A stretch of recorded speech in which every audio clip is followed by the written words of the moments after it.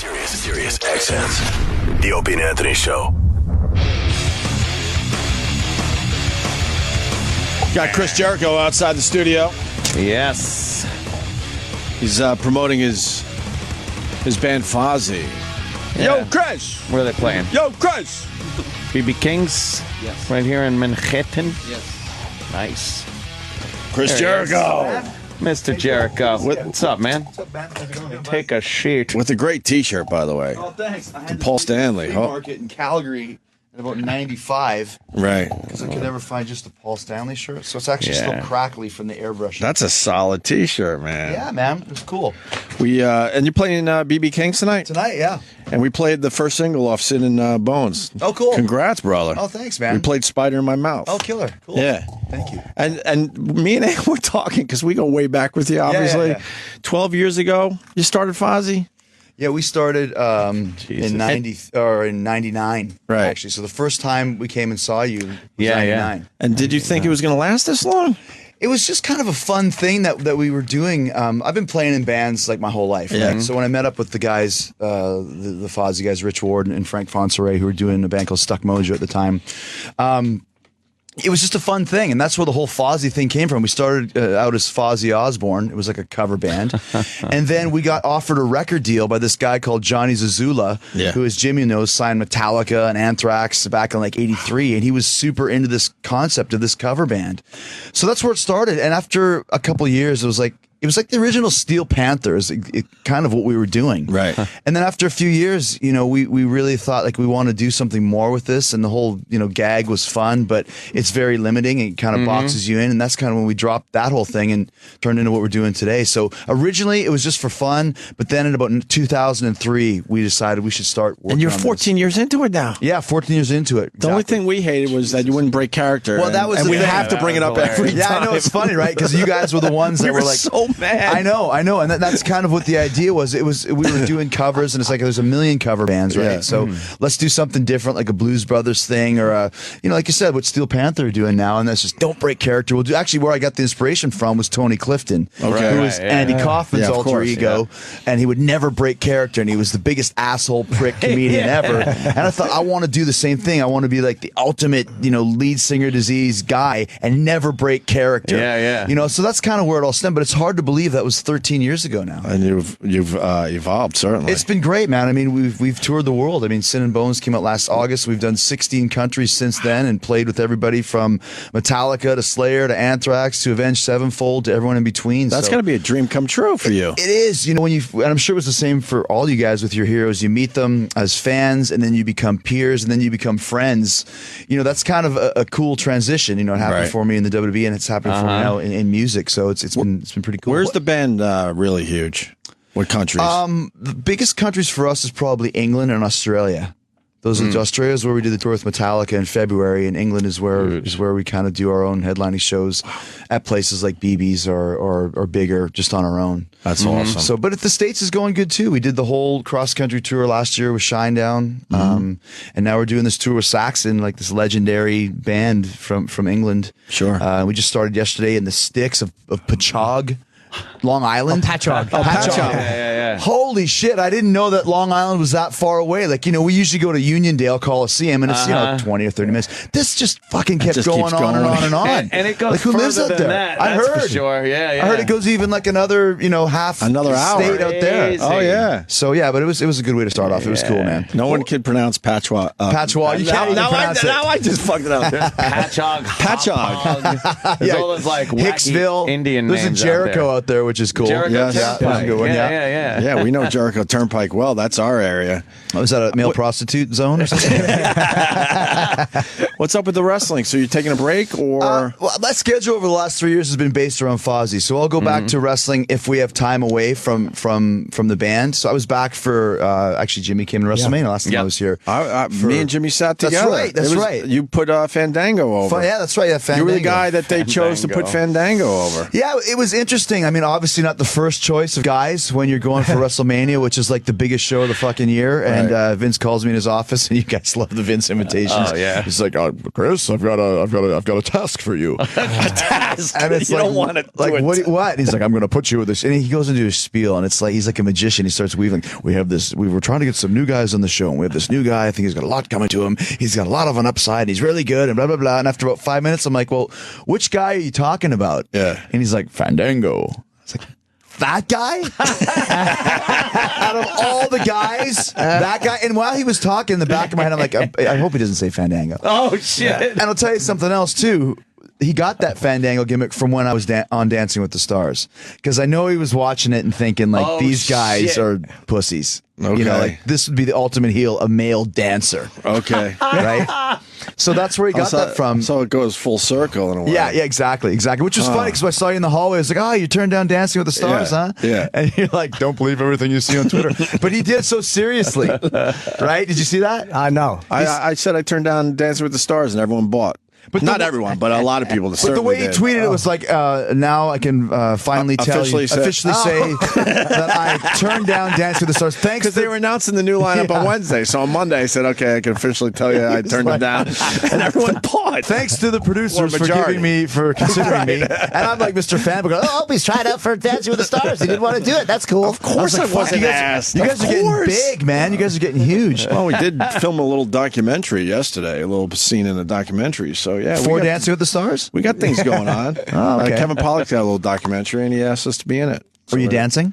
We're not dancing. No dancing. You should be dancing. whatsoever. The best was watching Chuck Liddell and Dancing with the Stars. That was the that greatest. was hilarious. Oh wow, yeah. He's not meant to dance. We loved it. And it was literally like watching Put on the Ritz from Young Frankenstein. It was fucking. It's one of the greatest things I've ever seen.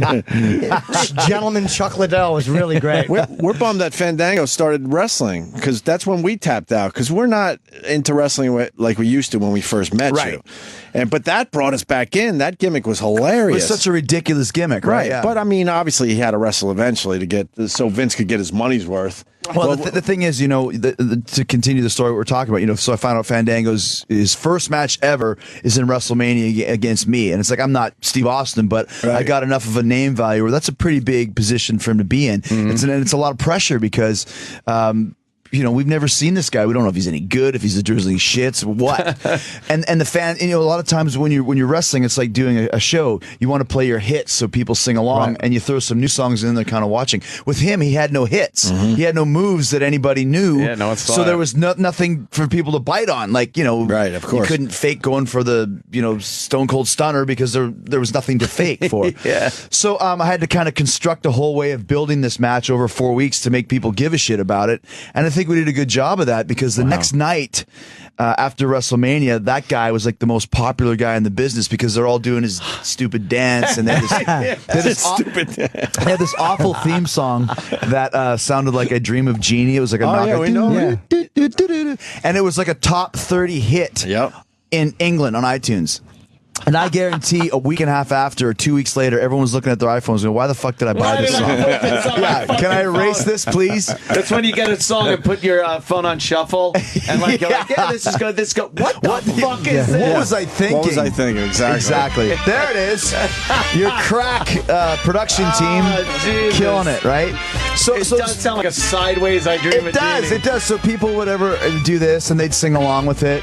And about a month and a half later, the whole thing was like the pet rock of wrestling. It was a huge fad, and it just died right afterwards, to where now the guy kind of had to start over from scratch and try and build his way back up again. But for a while, he was a contender. He was. They should have waited a little longer, because the heat was pretty strong. It got good. Well, a lot of that too, you know, not to be a jerk, but a lot of it is because he was working with me, and we put together some stuff where he kept kicking the shit out of me, and it built good, you know. So that's what you got to do. Sometimes you get a task that you're not really all that keen on, but you got to make it work. But Sam said you were the right guy. We had talked about it before WrestleMania, and he said you were the right guy for him to do it with. He said, because you're such a veteran, like I forget how you said it, but you'll make it work with him, whereas some guys probably wouldn't have handled that well. But you would. I think it was perfect. Yeah, I don't know. Yeah, it's like I have a lot of experience, which a lot of guys don't have. So you have to use that experience to try, like you said.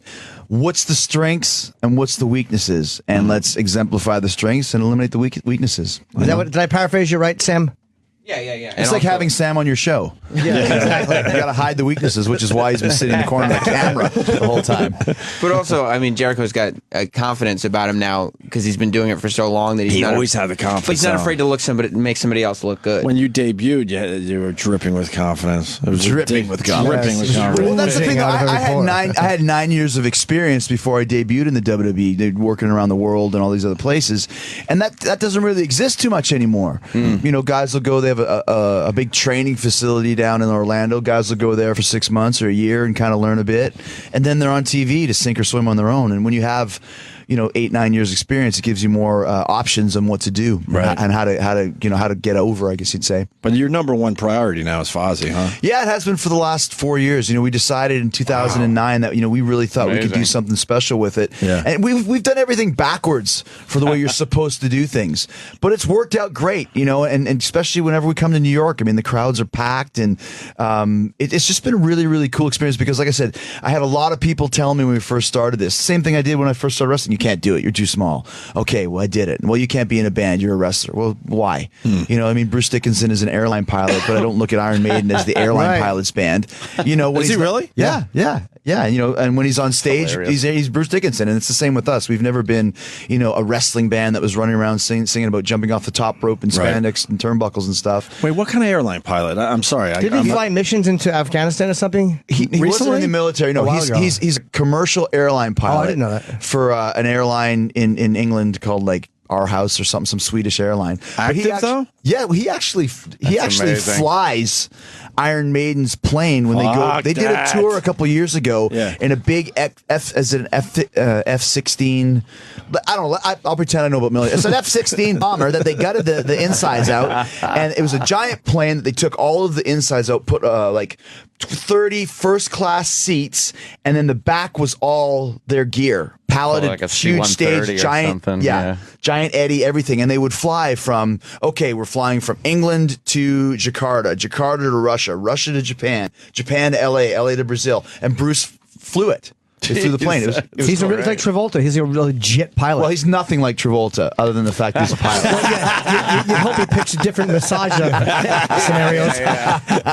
Yes, Bruce isn't a closet gay Scientologist. We used to talk to Bruce. We haven't had him on in a while, man. I wanted to talk to him. He's a trip, yeah. Yeah, I would love to talk to him again. He's a fucking great frontman. I mean, I'm listening to fucking like Aces High the other day. I'm like, this guy's just fucking great. Well, you can't not like him. He sings it better now than he did, in 1985, which is even better too, because that's some high vocals he has to sing. Yeah. Why did Paul Diano leave? To get on a weird metal tangent. Why did Paul Diano leave Maiden? Or did they throw him out? They threw him out. Oh, they did, okay. For good reason. A lot of alcohol, and plus he just wasn't the right guy for the band. But I think there's a lot of personality issues. He wanted to be the leader, and I think he was an alcoholic too. Oh, okay. And Steve Harris is like Vince, like no fucking around. You're either in or you're out, and then no remorse when you get rid of somebody. I still find it weird when they throw a bandmate out that isn't, drinking or drugging. Yeah, It seems just a little weird from where we grew up, right? Right? It's hard though. Like being in a band, we have 5 guys in Fozzy, and it's a 5-way marriage. It really is. And every band has the 2 alpha males, and you can look at any big band in history. It's Mick and Keith, and it's Tyler and Perry, and it's Steve Harris and Bruce Dickinson, or Lars and James, or whatever. There's always the 2 guys, Tony and Ozzy, that are like the bosses, and then the other guys play their part. It's like any corporation. You have the guy. Thank you. You have the guys that are your boss, and then you have the guy whose job is this, and the guy whose job is that. And if the guy whose job is this wants to be the boss, it doesn't work. Well, Nigel, they're like fire and ice, and I'm like lukewarm water. I feel like a preserved noose on stage. But that's what's like. So when you get when everybody knows, as The Rock used to say, what do you say? Know your role or whatever. If you know your role in a band, it's great. Like Paul Stanley says, a band is not a democracy. It's not a place for being a democracy. There's Paul and Gene call the shots, and Ace and Peter, or whoever the other guys are in the band at the time, do their parts, but that's it. Right. And so when you have a band where somebody starts getting too big for their britches and starts stepping outside of the role of what they're supposed to do, sometimes that starts causing friction, which is going to cause the whole machine to crash, and that becomes a cancer, and that's when you have to get rid of somebody, and that's why it starts. I'm obsessed with your shirt, by the way. He's got love Chris it, has huh? a great painted. we Paul said it as soon as he Stanley, walked beautiful in. fucking shirt. I got this in Calgary at a flea market. I wanted my own Paul Stanley solo shirt, but I couldn't find him, so I went and got the guy to airbrush it. And when I first got this, it was super stiff. So it had like a bulletproof vest for like the first. Did you ever like have a shirt? I used to hate those shirts. Yeah. But did you ever have a shirt or something where you had it and you wore it for a while and then you like got lost at the back of the closet and you forgot about it and you find it like 8 years later? Like this was this shirt. I just found it like a year ago and I was like, holy shit. It's crackling like an old painting. It's amazing. 1994 is when this shirt was made. Do you wash that or have it dry cleaned? It sounds like a dumb question. No, I but watched that's it. a nice shirt. I was too stupid to even think of dry clean. That's why it's kind of cracked. But yeah, but it's pretty it's rad, kind of cool man. that it's cracked. Yeah. It's the Paul Stanley That's worn a little solo bit. album for those of you that aren't yeah, which we are know. still the 4 coolest covers. Without it, released the same day. It's released the same day. Aces was the best, I think. Of You think? them. I like Aces. I like Paul's the best with Aces. sound. Paul's was amazing. Some guy just freehand fucking airbrush Airbrush this, yeah. In a flea market, in dude. a flea market. I don't even. Do they have flea markets anymore? I mean, I there's don't a few know. of Not them. as many. They're all Out there movie in- theaters now. Just go on Out there eBay in or something. Pachog. Artists, Call back. artists just don't get any respect. There's no. amazing talent out there, and they have to Amazing. go to a flea market to try to make That a few guy bucks. should not Yeah, be like, in this a is flea great, market. right? He should be doing It's rock and roll amazing. paintings for your house. That's He incredible. feels You see amazing. the sketch artists in Central Park? They make amazing sketches of people, just dumb Yeah, tourists. And I'm like, that guy should be Dumb making a tourists. shitload of money Yeah. somewhere. Instead, he's getting like, what, 10, 15 bucks Yeah. to... Sitting on a crate. It's fucking orange crate. Yeah. unbelievable. But I mean, how much money could you make from that? How many could you do in a day? That's 10? true. Right. So if you Maybe. do 10, and how much is it? $20? Yeah, he's maybe $200 making bucks. 200. Then there's bucks. supplies. he's not- There's box rental. Right. You got if you're Shakedowns. going to what's that? Shakedowns. Shakedowns. Dude, I'm right? gonna have a off the shirt man. made. I'm gonna fucking have a shirt. You should. made. Like, You should that do is that, man. beautiful, man. We got guys that listen to our show that would probably make something nice like that. I'm gonna get a couple of different ones because that's a unique one-off fucking Jericho shirt. It'd be cool to get all guys that ever wore a Kiss makeup and have a Vinnie Vincent Onk man. That would be the shit. Onk man. Vinnie Vincent Onk man. Well, that one man. didn't really take off. The Halloween costumes didn't go through the roof on the Onk man. You were talking about your son outside the studio. He's 9 already. My son 'Cause is I remember 9. when you were having a kid when we Yeah. first got back to radio. Yeah. We've been back 9 years. Well, you guys came back in 03 or 02? 04-ish. Yeah, so I had just had, Yeah. he was born in 03. Yeah, I remember you So- talking about it at the time, and now he's 9. And Yeah. do you want to tell that story? Yeah, yeah. All right, I wasn't sure how We were talking about Sabbath. Sabbath, and you At brought your fir- 9-year-old. Yeah, and first of all, isn't it crazy how long we've had a relationship on this show? Like 13 fucking years, 14, man. that's crazy. That's 99. longer than most marriages last. So 99, congratulations, guys. I'll buy you a bouquet of flowers later. So I took my son to the Stones in June. We went to Boston, flew up, father son. I'm not much of a camper or like a woodsman, and I remember my dad used to take me camping when I was a kid, and I was like, fuck that. I'll take him to the Stones. That's a cool thing for a dad and son. to do. Sure. And we had the best time. The Stones killed it. I don't know if you guys saw They're them. still killing it? Mick is 70 and he sings like he's 50. He sings great. He's still doing his Mick shit and doing the, and it was so damn good. And he had a blast and he knew the songs because I played him some good ones. So I said, well, do you want to go to Sabbath? They're coming to Tampa. And he's like, okay, I'd like to go to Sabbath. I'm going to go. And I said, well, Ozzy swears a lot. He's like, it's okay, Dad. I've heard it before. He plays Call of Duty and, so my wife and I said, okay, well, let's give it a try. Right. So I took him there, and of course the opening line is, I want to see a wild fucking crowd, you fuckers. And he's kind of like a little bit timid, but he's getting up there. War Pigs is the opening number, and he's clapping with Ozzy, and he's doing the Ozzy stuff. And I'm watching him out of the corner of the eye, because if I look at him, he'll stop. Yeah. And he's into it. And then about third song in was Under the Sun, kind of an obscure tune. Could be my favorite Sabbath song ever. Well, mine too. Until they have these big video screens on the side of the stage, as most bands do nowadays. But instead of showing here's Geezer playing and here's Ozzy, they've got these like blasphemous, crazy images from like the Hammer horror films of the late 60s, early 70s, when there was no like code, there was no ratings. So I was watching this and it was like I couldn't believe it. There's nothing like watching two nuns covered in blood jacking off a cross with your 9-year-old son, and they're making out too.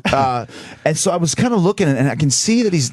I remember if I was ever watching a movie with my parents and there was like boobs. I remember when we saw The Deep at the drive-in with my parents, and they thought I was sleeping, but the boobs were like Jacqueline Bisset's boobs, and that white T-shirt. Oh, yeah, remember? And I'm like, I hope they don't notice that I'm looking, because I don't want to have this conversation right now. I'm only 7. Yeah. So I'm looking over and he's seeing all this stuff, and he's not really, I don't know, like Jimmy said, you didn't even notice any of this stuff. No, I was so transfixed on Ozzy. They literally could have been showing my fucking face and I wouldn't have noticed it. That's right. It was the imagery, which, like I said, it was just, and it was confused me as to why they did it. Because, they're not Dimmu Borgir or some satanic death band. I mean, that was their thing in the 70s, but it wasn't like, and Ozzy's throwing water and doing the, doing the windmill thing. And meanwhile, in the background, there's like some, lady having an abortion or whatever the hell was going on. And it's kind of, and it was fun. I was talking to Zach Wilde about it, and he goes, I guarantee Oz doesn't even know what's on behind him. Really? Unless he turns around for a drink. He said all he cares about now is what time does his show start and what time can he be back in the hotel room to watch the History Channel. History Channel. Yeah. Still watching that History Channel. Loves the History Channel. Yeah, I did not notice any of the imagery. Like I was looking up, but most of the time I was just watching the fucking. But you're a Sabbath fanatic. Yeah. Have you seen them play before? Oh yeah. Okay, so many times. But to go, it was like kind of like, oh, this is your hero. I went twice this year. I had to see them. It was more the one I wanted to see the most was Iommi because he's sick, and I'm like, I don't know how many. I mean, hopefully he'll be okay. Well, them as a band. I mean, obviously, I think Ozzy will tour again, but Sabbath, this could be the end of it, right? Maybe, yeah. I mean, I would hope not. The band, it was such a massive success. How was Ozzy when you saw them? He was great. I mean, I saw them twice, and he was great both times. They did a shorter set in Irvine because it was later in the tour, right? And I think as the tour drags on, they cut a lot of new songs too. Yeah. Oh yeah. I need a better copy of that fucking. How great is that? We're looking at I love a picture of Jimmy. My favorite thing about this interviewing is Black Sabbath. Norton the douchebag wearing a suit jacket.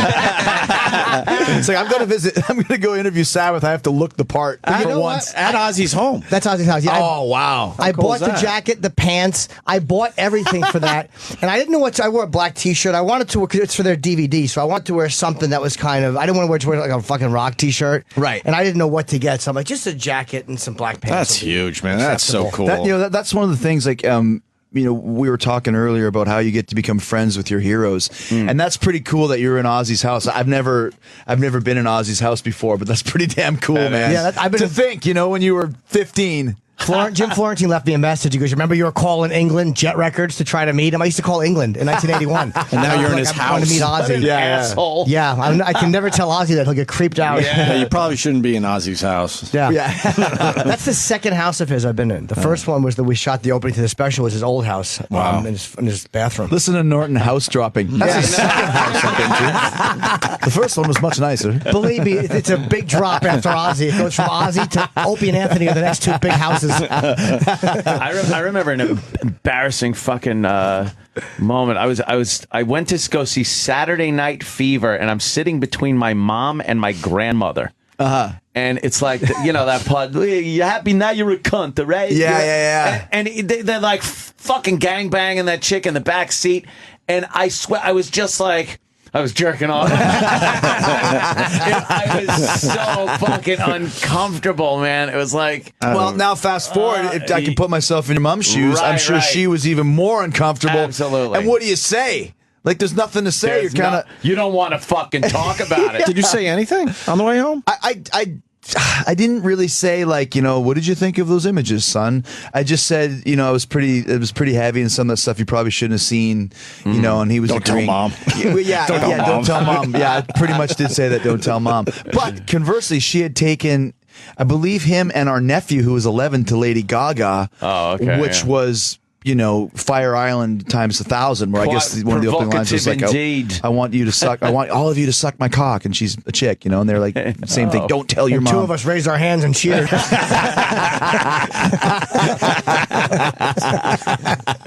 Yeah, so I mean, that's the thing, like you said, sometimes, I was talking to Jose from Octane, and he was saying that his daughter loved it. So, and Charlie Benanti took his daughter to Gaga because they're friends, and he said he just covered her ears at certain points and stuff. So you got to figure out what your kid can handle, we all grow up in different... I remember when I was a kid, I was about 7, and I went to one of those live haunted houses. My mom took me in because she thought it would be a lark. Thought that we'd have a fun time. Yeah, sure. And I'll never forget, dude, I remember it as clear as day, and it was 32 years ago or whatever. There was a lady in a bathtub filled with blood. And I was so scared, I was just screaming at this point. My mom had to carry me, and I was like probably 8 at that point, so it was like not that carryable. And I remember the lady looked up in the bathtub, and she had this look of like pure compassion. She was like, oh, and she smiled like, it's okay. But the lady covered in blood in the bathtub smiling at me, that freaked me out even more. Of course. I was like, she's smiling at me. So I'm sure, 30 years from now, when you guys are still on the fucking airwaves and my son is on, he'll tell you, my dad took me to Sabbath once, and a nun was jerking off a cross covered in blood, making out with another nun. Yeah. The other one was Barbarella. Barbarella fucking All right, at a with the- drive-in. My father and his like girlfriend at the time, and I'm sitting there, and it was the beginning part where she's kind of naked and like flipping through space and shit, and I remember like trying not to breathe heavy. I was fucking like so fucking turned on, and I'm like, this is weird. Oh, it's so weird. That happened to me watching on Golden Pond. Or the porno equivalent on Golden Blonde. On Golden Shower. Are tickets available for the show tonight? Yeah, there's still tickets available at BB's. Yeah, it's BB doing King's. great, but there's still tickets with us in Saxon. It was cool. I don't know if you ever do this, but yesterday I stayed in the Hilton across from BB King's, and on the marquee it said Saxon and Fozzy, and I just I took a picture of it. Nice. Man. That is Like cool. you can't ever Fuck yeah. forget that. That's You know what I pretty mean? cool. That's pretty cool. I remember when I was like, I think it was like 1984. I asked for one present for Christmas, and it was Saxon's Crusader album, and I got it. And here we are, 20, 30 years later, playing with them. Did you get So- them to sign it? You probably should. I probably should. It's man. at my home, my mom's house in Winnipeg, but I should. Yeah, it's like those cool things that you fucking put that in a museum glass frame. Like there's certain things that remember. you're like, If I could find the exact Crusader album and get him to sign it, I should do that. Jimmy, thank you. Yeah, why not? So You Jimmy can Norton find making that. my life better now. Yeah, you can find because that. that's stuff that you'll never sell. It's just this cool stuff that you'll Yeah. always. It's like a personal attachment to something. It's great. It's just like a job well done. Yeah. Like a pat on the You're back. still doing a metal show? I don't even know anymore. Eddie's show? Or oh no, I'm you used sorry. The Rock of Jericho. What happened was Nicky had his own channel on XM Sirius, not Sirius XM, so only half the people in the States could get it. But that channel is done now, so my show is done.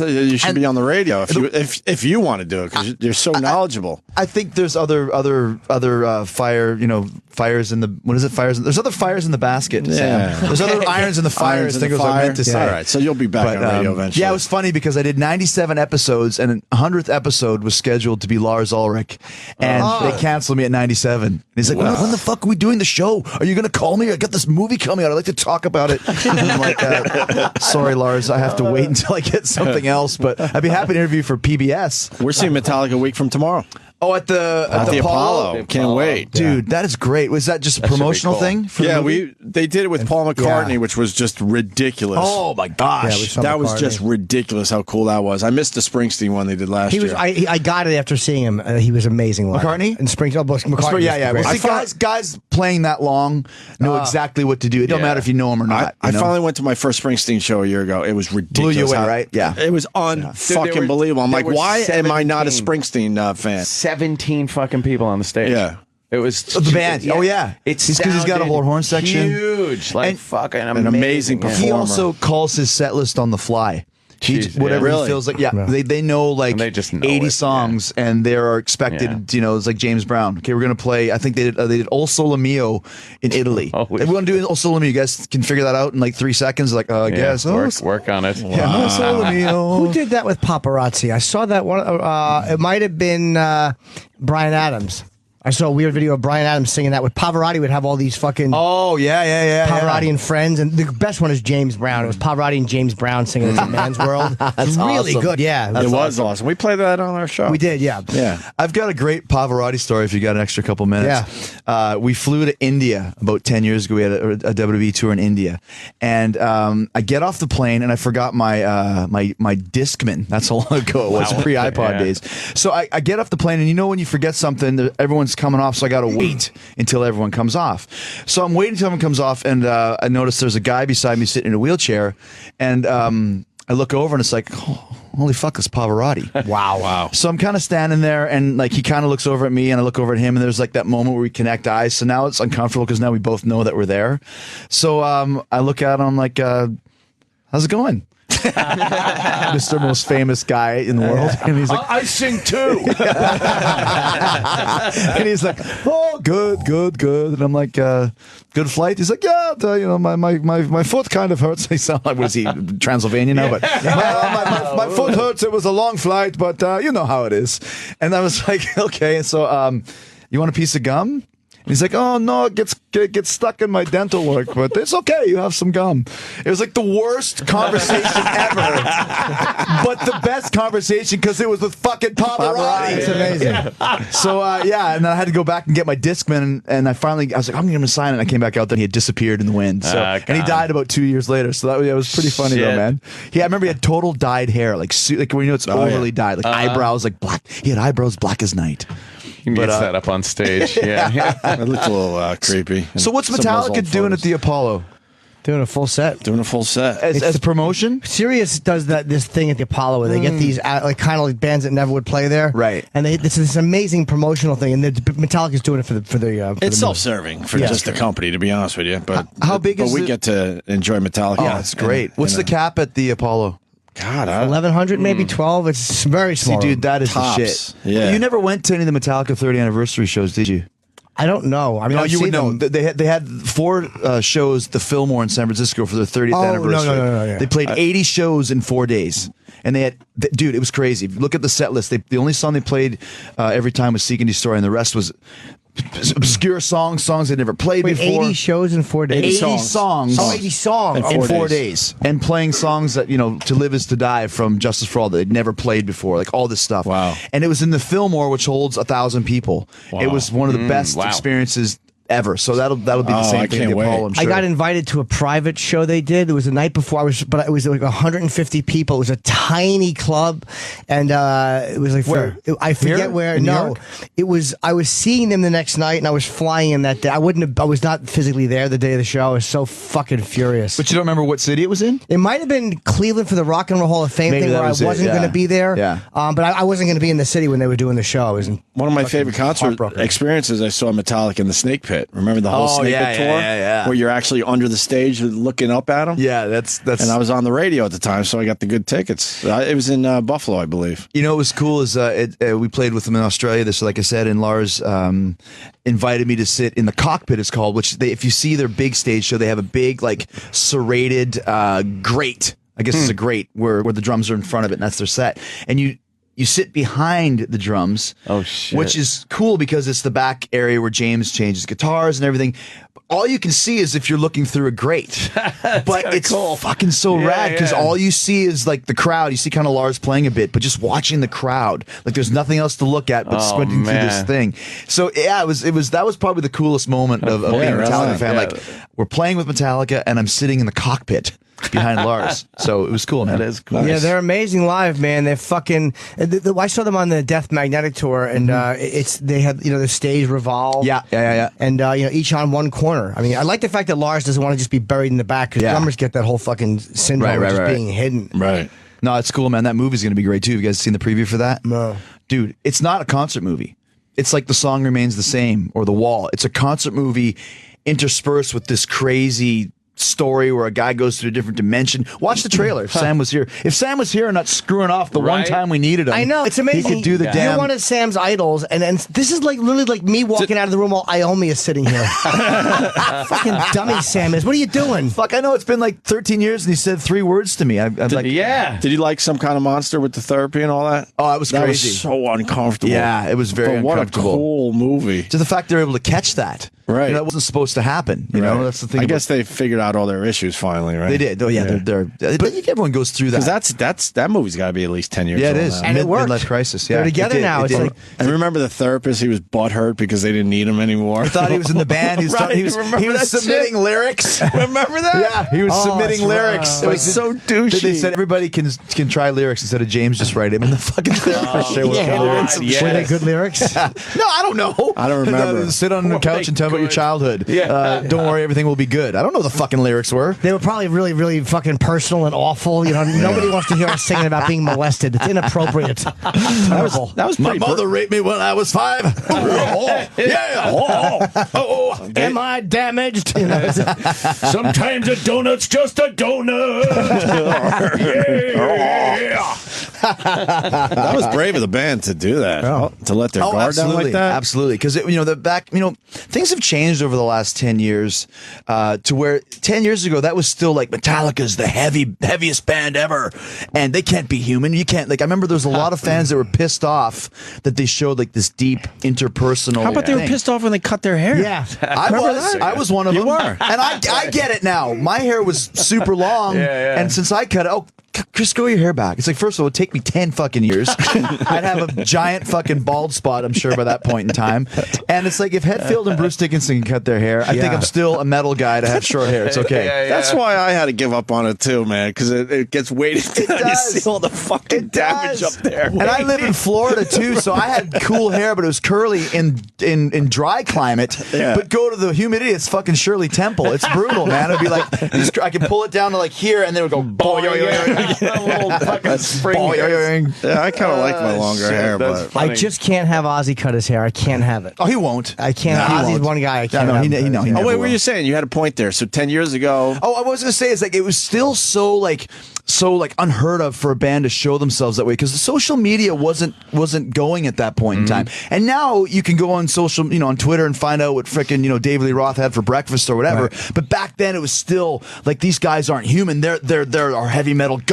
They can't have problems. Right. And people were so pissed, a lot of the real hardcore Metallica fans, that you would see them looking weak, because they're not weak. Like, they're humans like all of us are. But I thought that was kind of the last vestiges of like the Iron Curtain of what your favorite bands were But just like. another ballsy move to cut your hair at a time. In when you 96. no one did that shit. And everyone's like, what the fuck is this about? Whose decision was that and why? Does anyone know?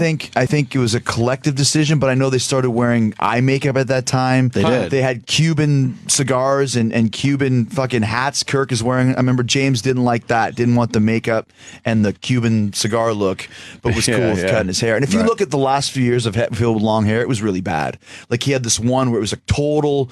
It was hockey hair. It was total mullet and long at the back. After he got burned in '92, his hair just kind of left. Jesus. If you look at pictures, you'll look up Hetfield mullet, and you'll find. See, I'm glad you're back to do your fucking exactly, job. Sam. What are you, two fucking... Man. Here, you pull up that picture. Look at this picture, guys. Look at that. I mean, come on, It's man. still badass, though. That's 'cause fucking Dog the Bounty Hunter. But it's Hetfield, man. That's DDP. badass. Yeah, I mean, it's Hetfield, but if you saw that guy on the street, that's total redneck. You know, That's true. Yeah. Time to let it go. So I mean, it's hard too. I mean, when I cut my hair, oh, look at that. That's not James. Is that him? I think it is. Yeah. Holy shit, is that bad? Wow. What the fuck? Yeah. See, so. But when you first cut it, it's weird because you're used to having like this hair everywhere, and you go in the shower and you comb it, it's all down, and then it's gone and you got nothing. You know? Did you ever have long hair? Never. I cowlick, and I used to wear hats. My hair was... do me a favor, just Google real quick, Jim Norton. What was the album name? Where I had my high school picture up on my fucking... Oh, right. Yeah, yes. Despicable. Despicable. Disgusting. Despicable. Disgusting. It was actually on there when you put It came up. He just put in Jim, and it goes Jim Norton disgusting. That's the one that says hair. I'm a sophomore in high school then. What a You must have got fucking the little shit lesbian. kicked out of you tons. almost right? a Never got Beatles beat up. haircut. You're a little lesbian 'cause you're funny? girl. Yeah, that was the only reason. You used humor as a weapon. Almost That's Beatles. not bad though. I had a haircut like that too. God. How old are you, Jimmy? I'm 45. Okay, so yeah, that was kind of the style back when we were kids. Was like the Beatles do. Fucking penis shroom. And like, and then there's the one little lump. He's got like a little tumor on the side of his head. Dude, my hair would cowlick so bad. It would open up over my forehead and show my greasy forehead. So I used to bobby pin it in the middle to make it... Come on, try to keep it down. Yeah, it would fucking McDonald's M. So to make it straight like a fucking Chinese railroad worker, I would fucking bobby pin it.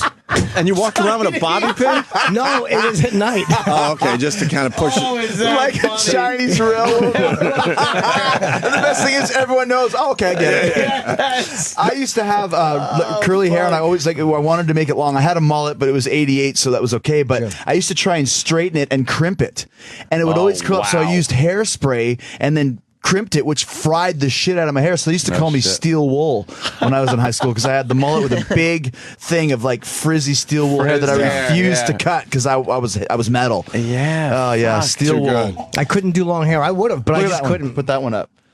Yeah, see, if you look at this one here, you can see like the little tendrils that have been straightened. Yeah, and then there's a problem there. Yeah, there's a problem. A few gusts of wind, and that sticks straight out like a wing. God, you look like one of my cousins in that picture. It's kind of creepy. Girl or boy? You're quick, brother. Dude, come on, man. I like it. I like it. I don't have to deal with you guys. We got to take a break, but it's up to you if you want to stick around. You might be busy. I don't know. It's funny how things go through here. It's like that's a quick hour. Yeah. I know. So I don't know what I have next. We got Laszlo coming in to show us GTA 5. Oh, yeah, and we also have Metallica tickets we still got to give away. So let's give the right plugs too. Just in case Chris leaves. FozzyRock.com and ChrisJericho.com and I am Jericho on Twitter. And Jericho is Jericho. For some reason, I always thought there was an extra H in there. And tonight at BB King's, is it 42nd Street or 57th Street? 42nd Street. Yeah. And what time is the show? I think the show starts at 7. I think we're on at like 8 or 8:15 or something. Okay, and it's Fozzy with Saxon. Wow, that's great. Which is fucking an awesome That's absolutely show, great. Yeah, it's gonna be. We love playing in New York. It's always been. We used to play at the World. We played L'Amour's once before it closed. We played Gramercy, Irving Plaza. So BB's is a great venue. We always have a great fan base. So it's gonna be a blast, man. Yeah. Chris, cool. Well, hang out, man. Always a pleasure, man. Thank you, guys. If you leave. If not, that'll be cool, too. Always fun. Cool. Yeah, Chris Jericho, everyone. Thanks, guys. The Opie and Anthony Show. Sirius XM.